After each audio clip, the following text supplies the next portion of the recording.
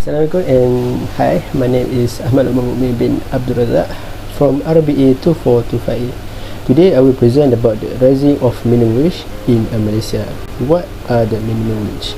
The function of the minimum wage is to prevent the employer from receiving unfairly low wage. Is necessary to establish a minimum wage at a specific level.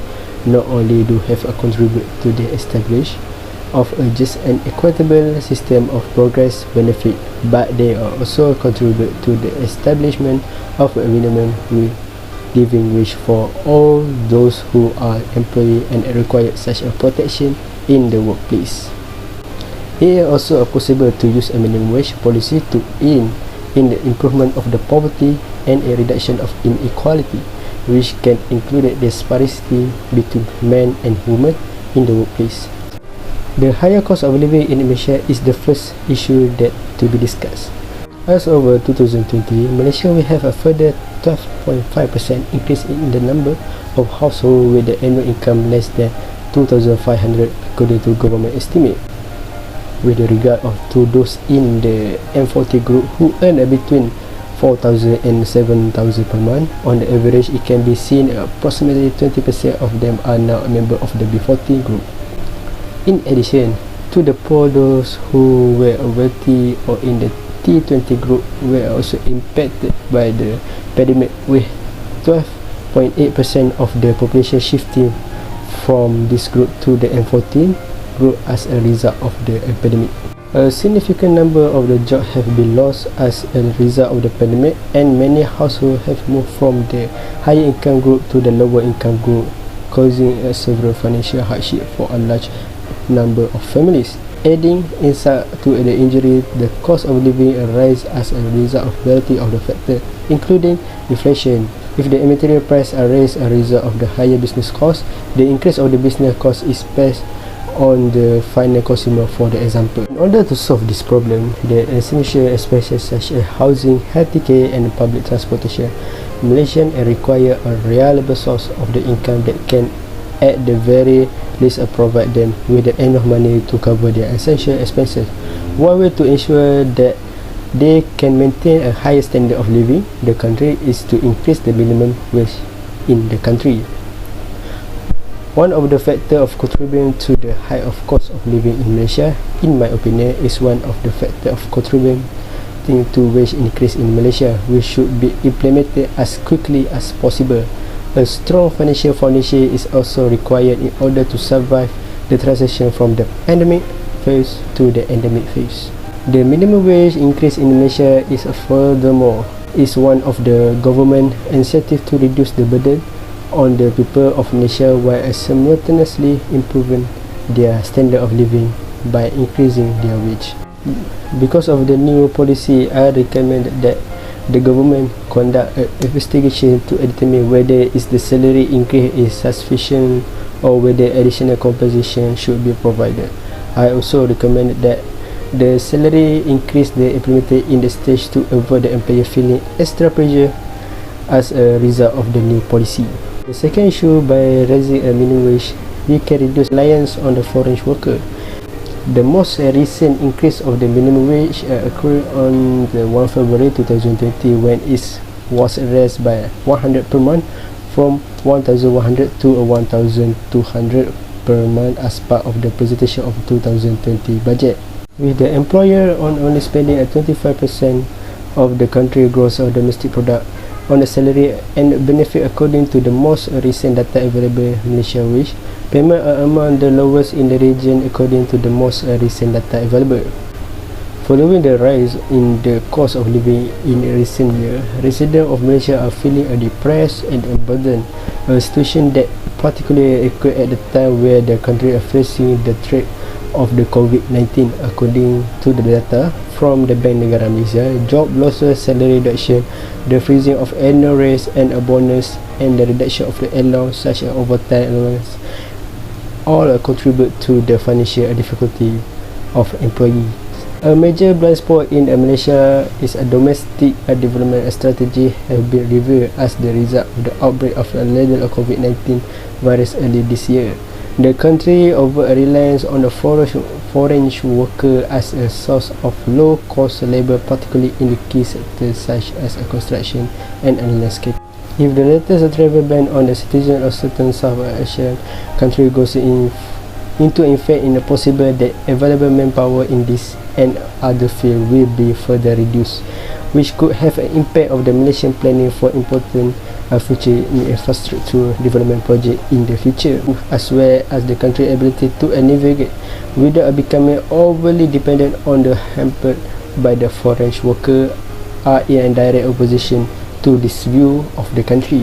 For other countries to replicate the effort of the Malaysia is to achieve a manpower self-sufficiency among its young generation, serve as a excellent model for them. It also necessary to shift the paradigm industry to have a traditional be dominated by the foreign worker in as a similar fashion as well.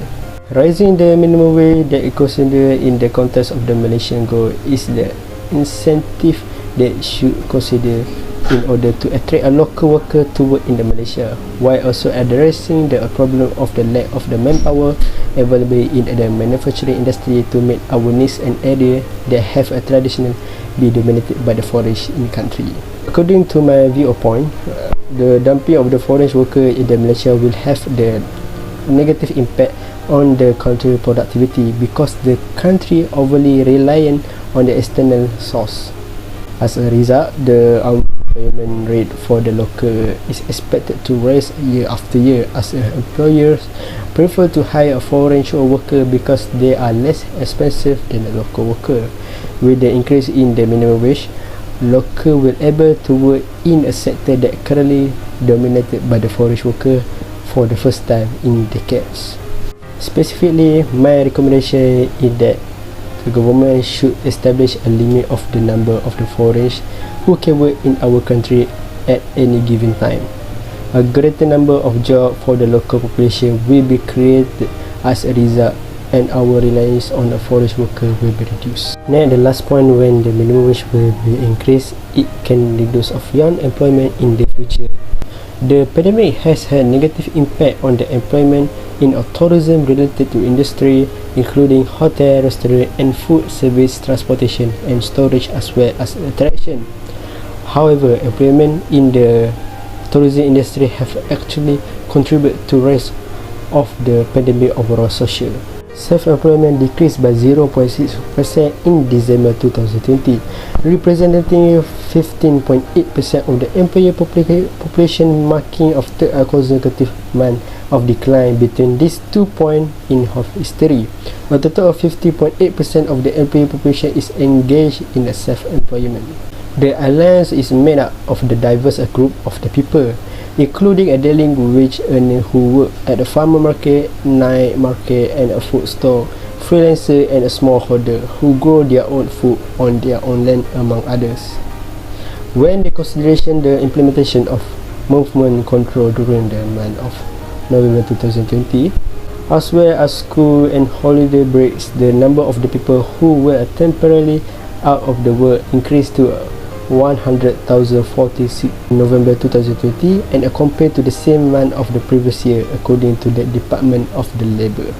This group is not a consideration of unemployment by the government because they have a job to which they can return, despite the fact that this group included people who were most likely unable to work during this pandemic. It was a review by a statistic that as of December 2020, the health crisis and its economic consequences were still having an impact on the workforce, leading to the slower rate of recovery in the sector the following year.